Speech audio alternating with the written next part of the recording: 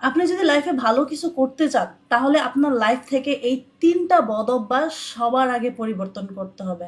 Number 1, আপনার আশেপাশের সব বাজে ফ্রেন্ডদের থেকে আপনাকে 100 হাত দূরে থাকতে হবে, কেননা তারা আপনাকে কখনো ভালো কিছু করতে দিবে না।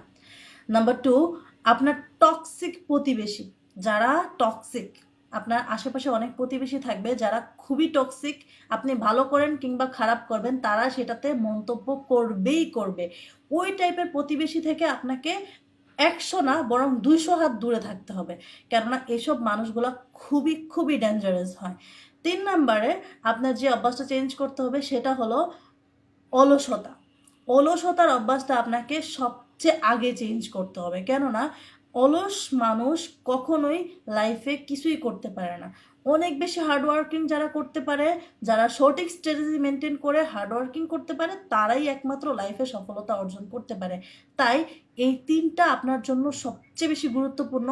আপনাদের ফ্রেন্ডদের মধ্যেও ছড়িয়ে দিন যারা চায় লাইফে ভালো কিছু করতে, কিন্তু এই টাইপের টক্সিক ফ্যামিলি, টক্সিক আশেপাশের মানুষজন, টক্সিক ফ্যানদের যারা জন্য তারা করতে পারছে না।